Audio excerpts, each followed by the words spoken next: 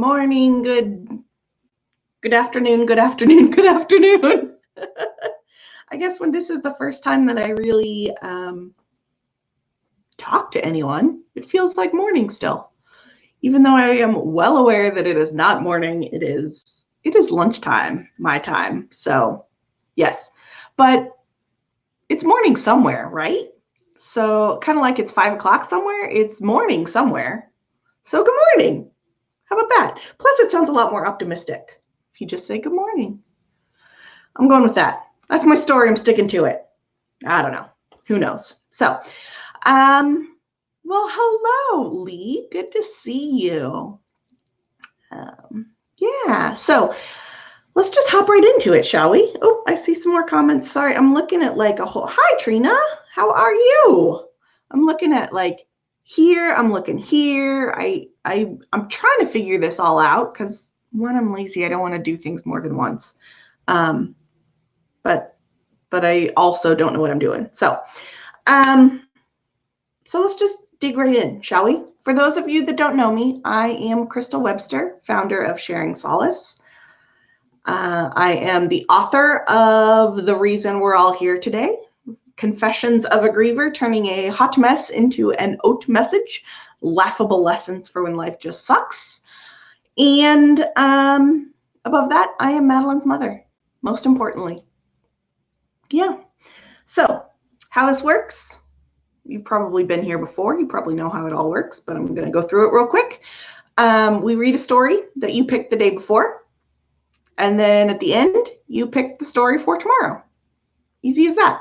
So all of these stories are, I call them micro chapters because they're literally like 3 or 4, some of them are like 7 pages, but they're all pretty short. So they're all out of the book. You pick the one that sounds most intriguing to you. We read that. And then at the end, you have 3 options of how to move forward. And so we're basically reading the whole book from cover to cover, just not, well, no, I mean, there's no right order to this book. That's the thing. That's what makes it a choose your own journey book, is that there's no right order. It is the right order for you. So we are reading it in the collective right order. So yesterday you picked the story Not Wanting to Be Alive. I think this one is really just awesome for today because I feel like we've all hit that new normal slump with the quarantine and everything. You know, originally like, oh, this is cool. I get to work from home. I don't have to go anywhere. And now we're hitting we're 2 or 3 weeks in, and like we're starting to isolate ourselves and we're starting to feel like we don't like it, because I mean, I don't like it very much. So yeah, hi April. So if you're here, let me know, wave, say hi, so I can, because I see I don't see names, I see numbers, but I don't see names, and I'd love to know that you're here so I can shout out to you. So, okay, here we go. The story today is Not Wanting to Be Alive. Not wanting to be alive. Let's not sugarcoat this. Not wanting to be alive is grief. Wanting to be dead is suicidal. There is a difference. Very simply, one is normal and the other needs medical attention. The phone number for the National Suicide Prevention Lifeline is 1-800-273-8255. Use it. There are many times I want to be with my daughter. Since I can't bring her back, believe me, I've tried willing that into existence so much that if anyone could pull it off, it would be me. The only other option is to meet her where she is. I had that feeling a lot early on, and it continues to taper off the longer I survive past her death. Now, more often than not, I realize I need to stay here on Earth to honor her memory by being a good human being and through my work with Sharing Solace. Not wanting to be alive is grief. It is a normal part of the healing process. You believe the emotional pain is so unbearable that the only way to make it go away. It does not mean you are crazy. You should not be locked up. You are normal. Now, wanting to be dead is, let's just say, less healthy. Wanting to be dead normally means you've thought through a plan, or you might have started making changes in your life to facilitate the act. I say this out of love and support. Please reach out to someone you trust and can confide in, a friend or family member, a neighbor, a licensed professional. Seek counseling, meet with a doctor. Do not be the hero and try to just power through. You are not less of a person if you want or need intervention. Medication is an acceptable proactive remedy. You know I'm on the happy pill. I'm not going to hide that for a second. Even being acutely aware to the subtle differences, I am constantly walking that fine line myself. And I want you to know it's okay. Just please, please, please, please, please seek out the assistance you need when you feel you're veering towards the dark side. Luke, I'm not your father, but I still want what's best for you. Here's how I know when I'm getting a little too dark for my comfort zone, in the hopes that it helps you recognize similar actions in your own life. I find when I'm heading down that path, I start doing stupid things in my car when I'm alone. I don't put on my seatbelt. I text when I know I shouldn't. I just make it through that pink light. And I speed more than I normally allow myself to speed because, well, the speed limit is still for nerds.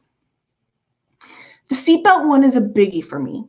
Luckily, my car is smarter than me and beeps like it's going to explode for about 5 minutes or until the driver puts it on. Sometimes I just honestly forget and it slips in my mind and the beeping reminds me. I know I'm headed down that slippery slope when I hear the beep and just crank the tunes. That's another one of my stupid things. And drown out the beeping noise until it stops. Sometimes it takes me a time or two to realize I'm being an idiot. But when I do realize, I do a little self-assessment. Am I taking my antidepressants as I'm supposed to? Or have I forgotten lately? Am I practicing self-care and self-compassion? When was the last time I saw my counselor? Have I gotten in my physical activity for the week? Have I seen people that feed my soul lately? Or have I seen too many people that drain my tank? Have I left the house and seen the sun in the last 48 hours? And have I allowed myself to feel my feelings?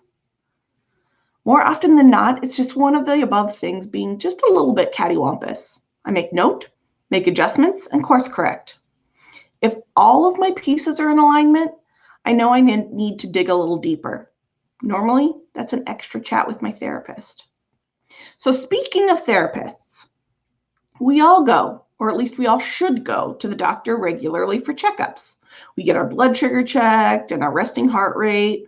Why isn't it more socially acceptable to go to the counselor for a checkup from the neck up? That's a Zig Ziglar quote. Maybe if we talked about it a little more, it would become more socially acceptable. So here it goes. Hi, I'm Crystal, and I see a therapist regularly. So now let's all say it together, group chant. Hi, Crystal. If you need help finding a therapist in your area, please visit psychologytoday.com. It's that easy. So every once in a blue moon, it's more than just a little extra chat with my lady. Medications need to be adjusted or changed. I need to have a long talk with myself or with others. Or I have to let something go. Maybe it's a feeling, a stressor, a project, whatever it is. The key I've found is to be able to see and recognize those little changes in my behavior before they become big behaviors and are harder to adjust and come back from. Making little baby adjustments over an extended period of time is so much easier than to make one big ass adjustment all in one fell swoop. Maybe erratic driving isn't your thing. Maybe it's food or your sleep schedule or work habits Whatever it is, if you can become self-aware enough to pinpoint it and make note of your routine changes, you'll be much further along than most people. And you hopefully will be able to dig yourself out of that hole before you get too deep in to do so. Nobody wants to be stuck in a hole. All right, there we go. That is not wanting to be alive. How do you feel about that, honestly? Do you think there's a difference between not wanting to be alive and wanting to be dead? Do you think that feeling those emotions to be with your loved one or your pet or whatever it is an acceptable form of coping? I would really, really like to know. Because I mean, I said in the story, I've had those feelings and had those feelings a lot very early on, a lot. While I was always too chicken to do anything about them. I personally think that those feelings are normal. Now, when you start putting things in place, that's the slippery slope that is easy to slide down. So yeah, I would love to know what you think. Leave it in the comments or message me if you want to. I'm not licensed anything, to be perfectly honest. But I'm here to talk. If you're having those thoughts, if you're having those feelings, whether it's not wanting to be alive or wanting to be dead, let's talk about them. And I hold no judgment. I've had all of the thoughts, literally all of the thoughts. I've had them all. So there, take that. All right, so enough of that. I just want you to know that your thoughts and feelings are normal. You are not crazy. Don't feel crazy, but talk about them too. So we got 3 options for tomorrow. So number 1, speaking of going to the doctor, let's get some testing done. Read Testing, My Personal Story. Or 2, still wondering if you're grieving the right way or heading down that slippery slope? Read There's No Right Way to Grieve. Or 3, still feeling bad? Maybe you need to do some more good shit to feel better. Read Do More Good Shit. So it's that easy. A, B, or C. Do you want to hear Testing My Personal Story? That's A. There's No Right Way to Grieve? That's B. Or Do More Good Shit? That's C. Just A, B, or C in the comments. I'll tally them up at the end of the day, at the end of the evening probably, and that's what we'll read tomorrow. It's easy peasy as that. Oh, I see some B's coming in. Good. Yeah, There's No Right Way to Grieve. That's a winner. Honestly, come on. I'm biased. I think they're all winners. But yeah, it's as easy as that. And then I don't have to pick what we read tomorrow. You pick for me. We'll do this again, same bat time, same bat channel, over the lunch hour. If you have not already, head over to sharingsolace.com/book. You'll get to see info about all the book as a whole. And you can get the first 2 chapters sent to you in email. And then that allows me to remind you every day that we go live. You can also go to sharingsolace.com/birthday if you want to RSVP for Maddie's birthday party on May 19th. It's going to be a birthday party / book release. Super duper excited about it. I'm starting to get, hi Megan, how are you? I'm starting to get some super fun things in the mail that I then get to turn around and mail to you. So if you pre-order a book before May 1st, I can mail it to you and get everything in time for the birthday party on May 19th. It comes with all kinds of good stuff that I don't really want to tell you because I want it to be a surprise. But I got the majority of it today, and I'm going to start putting boxes together. Can't wait. It'll be fun. Hi, Elizabeth. I'm glad you're new here. I'm happy to have you. I'm going to look what I can do. Ta-da! Yay. Yeah. Glad to have you, Elizabeth. We're just about kind of wrapping up, so you'll want to watch the replay and decide what story you want to hear tomorrow. You'll vote. And we'll go from there. But sharingsolace.com/book gets you all the goodies about the book itself. sharingsolace.com/birthday gets you all the goodies and info about the now virtual birthday party, given that I don't think we'll get to have big gatherings. But you know what? It'll be more fun. It'll be different. It'll be different fun. I don't want to say more fun or less fun. It will be different fun. And I'm excited that I get to interact and have people from outside of Kansas City join me for the birthday party too. So yeah, I think that is about it. So I'm going to put these, for those of you on Facebook, I'm going to put these on the screen one more time. A, testing my personal story. B, there's no right way to grieve. Or C, do more good shit.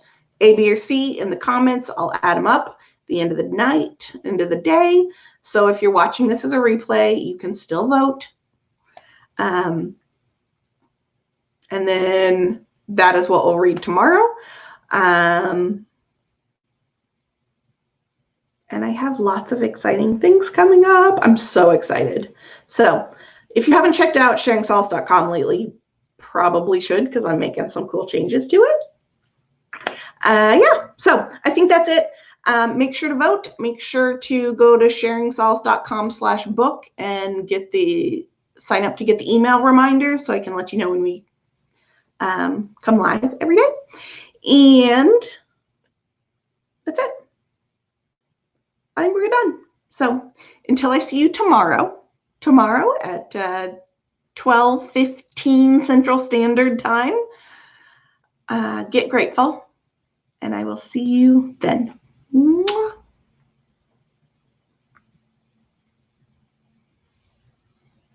Pushing on.